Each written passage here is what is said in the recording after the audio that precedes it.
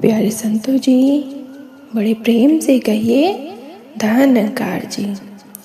संतों महापुरुषों जी, आज दासी आपके लिए एक नई साखी लेके आई है। आज की साखी का विषय है सभी का आदर सम्मान करना। तो चलिए संतों जी, आज की साखी का आनंद लेते हैं। एक बार की बात है, एक घने जंगल में विशाल बरगद का पेड़ था। उस पेड़ पर बहुत सारे तोते रहा करते थे। वे सभी हमेशा इधर उधर की बातें करते थे। उन्हीं में से एक मिट्ठू नाम का तोता भी था। वह बहुत कम बोलता था और शांत रहना पसंद करता था। सब उसकी इस आदत का मजाक उड़ाया करते थे, लेकिन वह कभी भी किसी की बात का बुरा नहीं मानता था। एक दिन दो तोते आपस में बात कर रहे थे। पहला तोता बोलता है, मुझे एक बार बहुत अच्छा आम मिलना था। मैंने पूरे दिन उसे बड़े चाव से खाया। तो संतों जी, इस पर दूसरे तोते ने जवाब दिया, मुझे भी एक दिन आम का फल मिला था। मैंने भी बड़े चाव से उसे खाया था। वहीं मिट्ठू तोता चुपचाप बैठा था। तब तोतों के मुखिया ने उसे देखते हुए कहा, अरे, हम तोतों का तो काम ही होता है बात करना, तुम क्यों चुप रहते हो?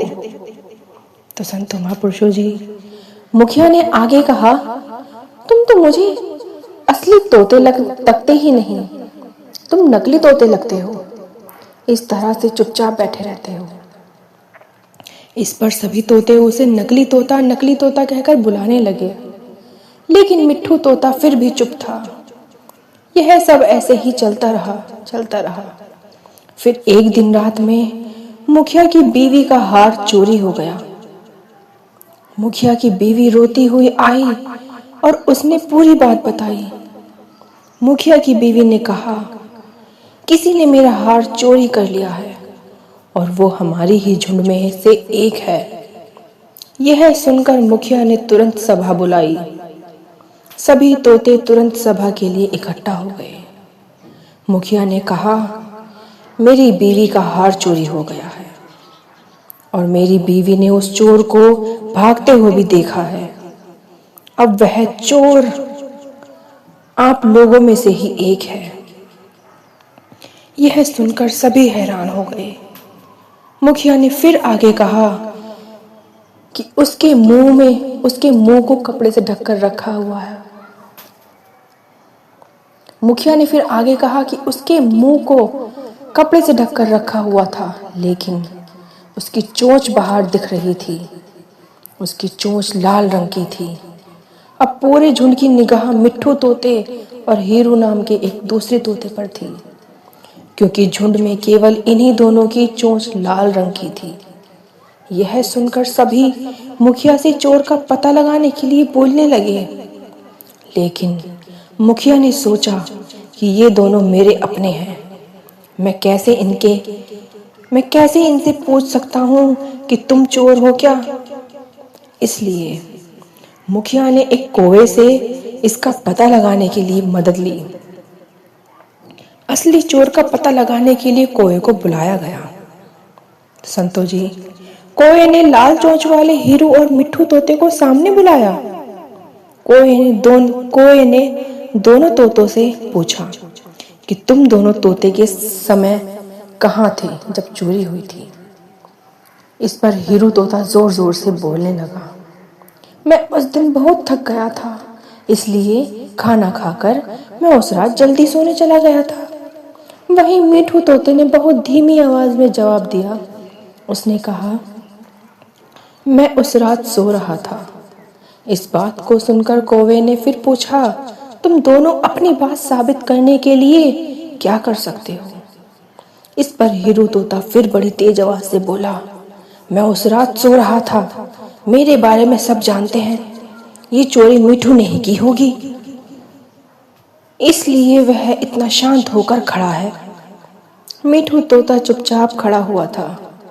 सभी में मौजूद सभी तोते चुपचाप यह सब देख रहे थे। मिट्ठू तोता फिर धीमी आवाज में बोलता है, मैंने यह चोरी नहीं की है।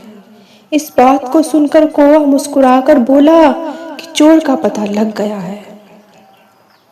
मुखिया के साथ साथ सब लोग हैरानी से कौवे की ओर देखने लगे। कौवे ने बताया कि चोरी हीरू तोते ने की है। इस पर मुखिया ने पूछा, आप यह कैसे कह सकते हो कौवे?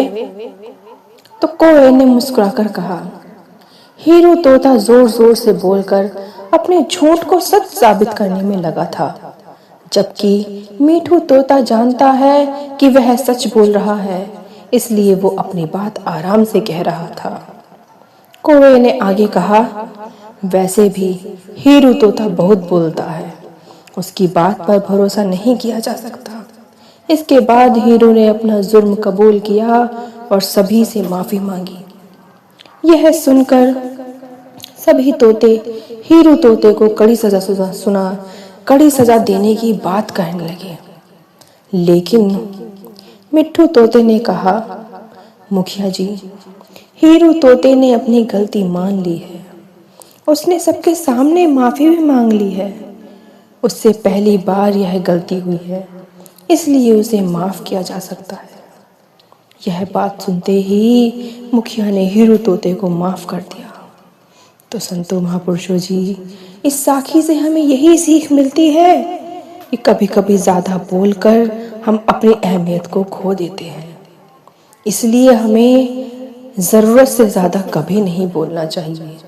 हमें किस समय, किस सिचुएशन में कैसी बातें बोलनी है, उसका हमें हमेशा ध्यान रखना है और दूसरों के ऊपर कभी हमें तेज आवाज में बातें नहीं करनी चाहिए। संतो जी, दासी की आपको वीडियो अच्छी लगे तो वीडियो को लाइक, शेयर और चैनल को सब्सक्राइब कीजिए। संतो महापुरुषों जी, आगे भी हम ऐसे ही नई साखी के साथ आपसे मिलते रहेंगे। प्यार से कहिए संतो जी, धन्यवाद जी।